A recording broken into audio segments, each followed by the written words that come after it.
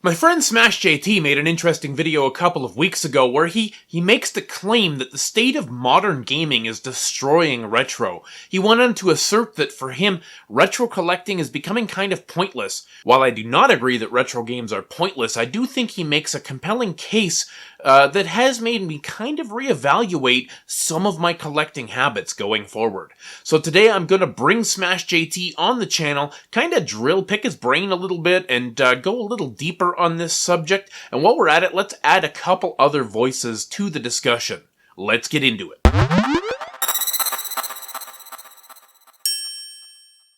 So Smash, welcome to my humble channel yet again. I'm so grateful for your continued support here. So could you just take a minute and summarize your video, How Modern Games Are Destroying Retro? For those of us who haven't watched the video yet, by all means, if you haven't watched the video, there will be links to Smash's channel in the description, but Smash, take it away. What's going on, NerdCrave? How you doing, Aaron? This is SmashJT, and yeah, I'm out on a jog on a beautiful day in Southern California.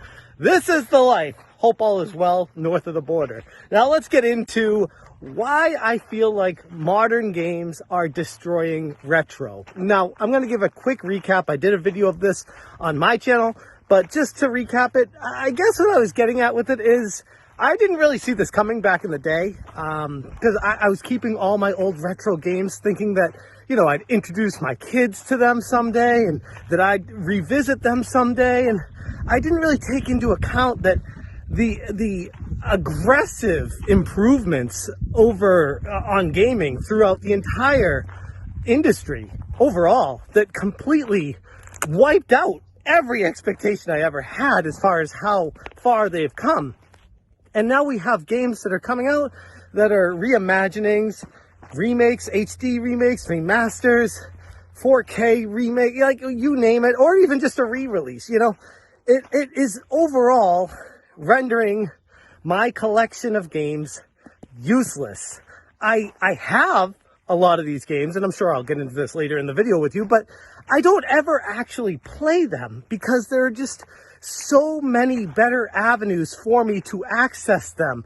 Everything from modern day recreations to ROMs on my computer where I don't feel the need to bust out and dust off and deal with the glitches of the NES and things like that. I'd just rather have the convenience of playing the games in a modern way. Yes, I know the purists out there would fight me to the death on this, but I'm just being honest with you. So an interesting question, as these games for you become more pointless or, pointless, so to speak, I often think I should reduce or refocus my collection. I have games spanning multiple generations and multiple consoles, but I really only play these days on my Switch, my 3DS, and my Xbox One thanks to Game Pass.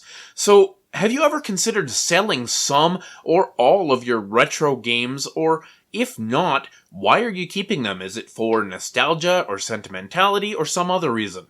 This is an excellent question. Have I ever considered selling my game collection, my retro games? Because I have hundreds, I'd say even thousands of these things all around my house. And to be honest, no, I haven't. And I think it becomes more of a reason as to why I don't is more laziness than anything else.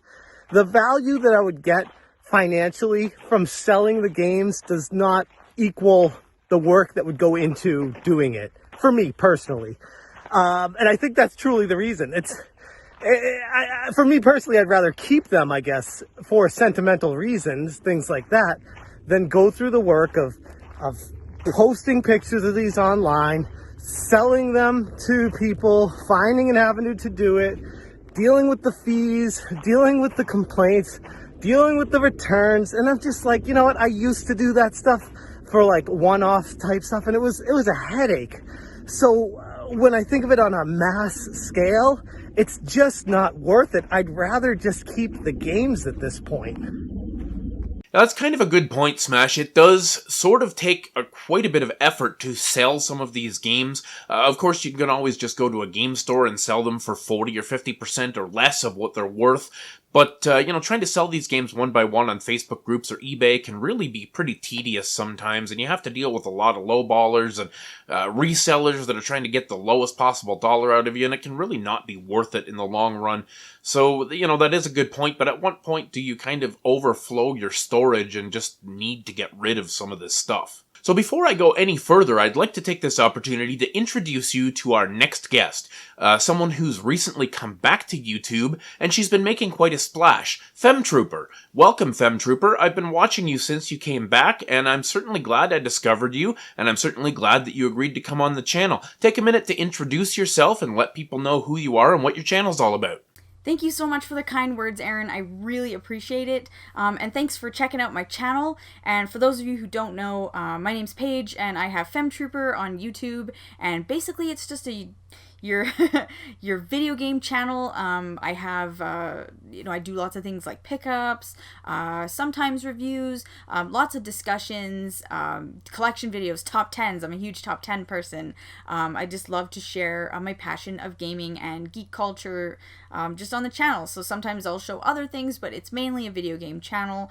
I really like Earthbound. That is my favorite game of all time. So if you don't know that, that's me. Love JRPGs, but also love platformers, action adventure, visual novels, kind of everything. There's only a few genres I don't really usually, get into, but overall, huge JRPG person, and I love platformers. So those are what you're going to see a lot of. Huge Japanese culture person. So you're going to see lots of that on my channel, but overall, it's a video game channel, and I just really love to share my passion of gaming. Okay, Paige, so here's a question for you. You've mentioned several times on your channel that you're working your way through the Dragon Quest series and that you've played games like 4 and 5 and 1, 2, and 3 on the Switch and 4 and 5 on the DS or whatever. So what is your opinion on remakes or ports versus the OG experience in 2021? Like, would you rather play these kind of quality of life improved ports on modern consoles like the Switch or the DS or the 3DS? Or would you rather at some point go out and buy, say, Dragon Warrior 4, which is a pretty expensive game for the NES, and actually hook up an NES to an old school TV and go through all that hassle and rigmarole? Are you that kind of retro collector, or do you prefer to just play them in the most easy and convenient method possible? And if so, how do you think that's going to affect the video game market as more and more gamers tend to choose these easier and more accessible methods to play these games? Do you think that these games are going to get easier or harder to find in the future, or does that really even matter to you? I did play Dragon Quest recently, and Dragon Quest 2 and 3, and they were all on the Switch. And yes, they do have that mobile phone look to them. However, that's the one negative thing. But I would never play them on the NES ever. I'm still to this day, I'm not going back. It's not because I'm not like I don't care. I don't have to be like a purist and like have to play them on the original console they were on. I actually could care less about that stuff. I thought they were great ports, but overall, when we're talking of just about retro games and playing them on modern day consoles, I'm like 100% for it. So if you have a game that came out 30 years ago, but I can play it on my Switch, I am so there, because I don't ever want to play it on the original console if I can't play it usually handheld. That's a huge thing for me. Or just more accessible. I don't have my PlayStation 2 hooked up. I have these consoles, but they're not hooked up. So if I don't have, that hooked up and it's not easy for me, I'm a parent, I'm a new mom, so going down the basement and like hooking up like an Xbox 360, no, I'm not doing that. But if I can play a game on my Switch, or honestly, it doesn't have to be modern, it can still be older. Like if it's on the DS, super easy, I can play it anywhere. So Dragon Quest 4 on the DS, for instance, that's how I'm gonna play it. I could care less about playing it on the NES. I also do like quality of life changes and different things that they add to different ports. Huge port fan, by the way. So bring all the old games. I want to play them all on my Vita. I want to play them on my Switch. I'll even play them on like the PlayStation 4, because that's the current console that I have hooked up in my living room. So easy for me to play. So huge port fan. Remake all the games. I'm all for it. Do it up. So this next question goes to Papa Pete. I know my friend Papa Pete is a diehard physical collector. He's going for complete collections of things like the original Xbox, the Intellivision, the Atari 2600. So Pete, what do you think about the current situation where these games are getting so much more accessible with systems like the Intellivision flashback consoles and the Atari flashback consoles and the much anticipated release coming up of the Intellivision Amico, where you can play modernized versions of all of these games as well as in most cases the retro versions of the games as well? How do you think that's going to affect your buying habits going forward? Are you going to be more likely to buy the original retro versions on these older consoles, or are you more likely to buy into these newer versions? How does that affect your buying habits, and how do you think it affects the buying habits of other guys in our group of friends? Are we going to be able to find these games cheaper or easier after the Amico comes out, for example, or is it going to basically stay the same? I kind of wonder whether collectors and gamers are kind of two different sets of people sometimes. So I know you're a big collector. I'm a big collector too. But yeah, Pete, what do you think? Hey Aaron, Papa Pete here, and man, I find this question so interesting. It's very true. I mean, the accessibility of older retro games is just becoming greater and greater all the time, because I mean, like, whether it's like, I love the Intellivision, I love Atari games, old games like that, whether it's compilations like the DS or even the Xbox, which is sort of funny because here I collect old games, which are Xbox games, which in and of themselves are compilations of older games for the Intellivision. It's just incredible. So, but I still love to collect the original old games. Yeah, I have an Intellivision flashback, an Ultimate Flashback for sure, but at the same time, just a little while ago, I got myself a new Intellivision 2, or new to me, right? Obviously, it's 40 years old.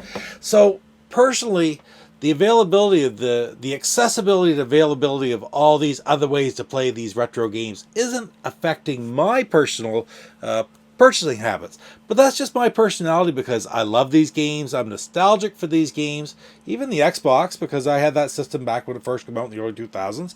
And I'm just lucky enough to be in a position where I can fulfill that. I have the space to put things. For the most part, it's always a lot of space.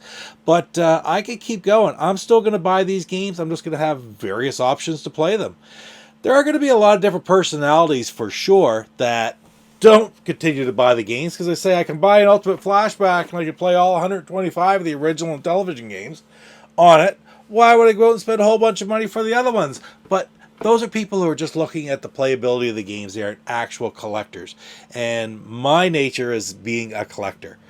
So will this drive the price down? I guess conceivably it would, but it really doesn't seem to be. I mean, look at NES. There's no other system in the world. You have very legitimate means of playing NES games, whether it's on the NES mini consoles or even on the Switch, for example. But those cartridges, those original cartridges and box games, have never been higher priced. So it's not proving to be true. I really don't think that it's driving the prices down at all. That being said, if the prices did go down, yeah, I would buy more. And as they go up, I'm going to be buying even less, because that's the real limitation for me, is the prices of the game. I'd love to be able to get all I could possibly get, but unfortunately, it just can't always happen. So another question here for SmashJT.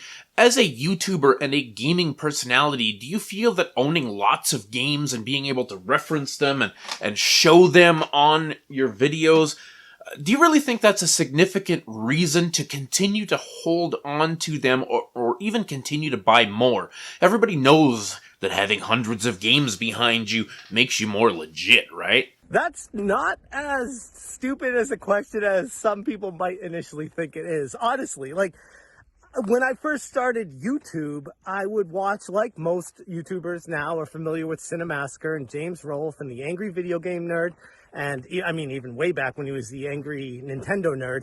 And just seeing his basement filled with all those games. And I'd be lying if I didn't think, oh, that's really cool to have that collection of games around me and to be able to reference it. But as I've been doing YouTube, as you can see my background here, it's actually real life. It's not video games behind me. I don't really see a need for it in particular. When I'm filming at the house, which is more and more rare these days, I have my games in the background, but that's more of a matter of it just is convenient. I didn't like set it up to be that way per se. It's just the area in my house where I can film and the games are there, so it works. But if I didn't have the games there, it wouldn't change how I do the videos. So this question goes to Paige, Femtrooper. I know you love your physical games. You love to show them and talk about them on your channel just like I do. But what would it take for you to choose digital over physical? I'm kind of curious about this because as the market moves to, it's pretty much 50-50 digital physical at this point in terms of the dispersion of how games are sold. And I'm wondering for some of us more diehard gamers and collectors, what's it going to take for developers to really push us in that direction of digital games? And on the flip side, what are they going to have to do to ensure that we continue to buy the physical copies? I'm curious what it would take to convince you, whether it's the convenience or the lower price to choose digital versus what could they offer in the package that would make you more excited to buy physical in this day and age in 2021. So, I'm a huge physical games person, as you can see. I'm not. Yeah, it's not that I'm not a fan of digital. I think it's great. I think it's convenient. I think if that's the direction games are going, I will follow it because that's just how I went with movies. You know, I don't really buy DVDs or Blu-rays anymore. I'm fully on, I'm game with all the streaming stuff. So if games eventually go that route, I'll go that route too. But for now, there's something magical about owning a physical game. So I'm definitely going to stick with that. I don't think there's much they can do to convince me because I've still seen games for super cheap and then not bought the physical. There are exceptions. Cosmic Star Heroine, I actually bought for like $1 on the eShop. It was a crazy sale. And I think you can get the physical copy super expensive because it was like limited run. So no, I'm not going to go that way. If I have to spend like hundreds of dollars or like, a weird amount for a game like that, I won't. I will buy the digital copy. But something, say, like Final Fantasy IX for the Switch, I have the physical copy. I know I could have got it on the eShop, and it was a little bit more. I think it was like $30 more, which is like not like a huge deal, but when we're talking about something that's $20, it is a big deal. And yeah, I bought that version. So yeah, I think they can get people to buy physical games, honestly, if they start including more things. Include a manual. I will pay an extra few dollars or whatever if there's a cool manual. Include neat things. Sometimes they include things like soundtracks or stickers or collectibles. I think that makes it more fun. I mean, when you were a kid and you opened up a game and you looked through the manual and you couldn't wait to play it, or you're in the car reading it, there's something special about that, and they've kind of just taken it away. So it's pretty hard for me to buy digital these days, unless it's digital only and there just isn't a physical copy. It's like an indie game, then I'll download it for sure. But main title stuff, like I don't know, whatever it is, like Link's Awakening or something, then I'm gonna buy the physical. It's no questions. Always physical over digital when I can. I'll always support that the most. So our last question here goes to Papa Pete. Pete, what conditions would have to be present in the market or in your personal life or situation for you to consider selling some or all of your collection in terms of, personal challenges where you perhaps need the money or something, or where it just gets to the point where these games are so valuable that it doesn't make sense to hang on to them when we have alternate ways of playing these games? I'd really love to hear your perspective on that. Just where is that personal bar set for you? So as far as what would have to happen to make me want to sell my collection, I don't want to really think about it a whole lot because I don't want to feel like I'm in a position where I have to sell my collection. But I suppose maybe my thoughts change, my feelings towards some of the systems which I am not quite as nostalgic for. Maybe I would decide to sell them. Maybe I'd need the money. I don't want to be in that position either, but it's just like you never know. You never know what's around the corner, what's in your life. And sometimes priorities change. And my fringe items in my collection might become more expendable. So I would sell off a lot of stuff. Now I'll tell you this right now, there's things in my collection that are from my childhood. And it would take an awful lot to try to make me want to sell those things off. The original Intellivision collection, for example, my original Intellivision system is the one that I grew up with. It was my brother-in-law's. And am I going to sell that? Realistically, no. I'm never going to sell that system. It's not worth enough cash to make up for the nostalgia and for the memories that it brings to me. So, you know what? There's probably absolutely nothing that would make me sell that. I will give it away to somebody else who might feel as much love for it as I do, long before I ever wanted the $100 that I might get for it. So, you know, could I possibly sell my collection in the future? Parts of it, but there's definitely some stuff in there that I just frankly will never, ever sell. Hi, Treacle. So in conclusion, I guess taking everybody's opinions into account here, it seems like there are many good reasons to still be a physical collector and to still own those physical copies of games in your collection, you know, whether it's for nostalgic reasons or the actual financial value of them. There are quite a few different reasons to want to own and hold these things, whether you just treasure the physical items or the reminder of what those items bring back in your memory from the past. Of course, they can accrue financial value, but in no way is it ever considered to be a good investment in terms of video games, unless you're getting into these multi-$100 graded, you know, hang tab Mario 3s or something like that. But generally speaking, video games are not a good investment, as we see when these remakes come out. As often as not, we saw it with Secret of Mana on the SNES. The price of that came down significantly, like 30-40%, when the Collection of Mana came out on the Switch. We saw it with Xenoblade Chronicles on the Wii, which was a $70-$80 game a year and a half, 2 years ago. Now it's a $35 game because of Xenoblade Chronicles X on the Switch being the arguably better way to play the game. So, you know, we see that video game prices fluctuate. I really don't think financial gain is a strong reason to collect video games unless you are literally a reseller and you're in and out of that market real fast, buying when it's low, selling when it's high. But in terms of actually collecting, I don't think the financial value is something that people are really considering all that much. I think it's nostalgia. I think it's a love of what these video games represent, a love of history. I enjoy having physical items that I can touch, things that I can show and share with my kids and things like that. But, you know, the question is whether the regular consumer is going to switch over to digital or switch over to these remakes and eventually abandon the idea of physical collecting, just like so many people did with DVDs and Blu-rays as Netflix became more popular. And I think we're seeing it in gaming with, you know, services like Game Pass on the Xbox, for example. You know, Smash is not wrong in terms of a lot of these older games just becoming kind of irrelevant to anyone who isn't kind of in the industry like we are, or somebody who's a passionate collector and just likes to see things on a shelf or whatever. But I'm really curious to see what the percentage of digital to physical is going to be in the next 4 or 5 years, moving into the next generation. We're just coming into PS5 and Xbox Series X right now, and I think a lot more people are going to go digital on those platforms than ever before. So be interesting to see. What are your opinions, guys? Let me know whether you're still buying physical or whether you're buying more digital. I know for me, I do choose digital about 50% of the time on my Nintendo Switch just because of the convenience of not having to carry around a bundle full of cartridges, but I do really love my retro games, and I think for the older stuff, I am going to continue buying physical. So a big thanks to SmashJT for expanding on his topic here today. Thank you to Femtrooper for joining our little ragtag band of roundtable adventurers. Papa Pete, love having your input here, buddy. We'll see you in the next video. If you'd like to know more about these guys, check out the description down below where I will put links to their channels. Do yourself a favor. Go to all of their channels, like, subscribe, comment on a video or two, let them know that you're there, and by all means, we'll see you in the next video. Stay classy.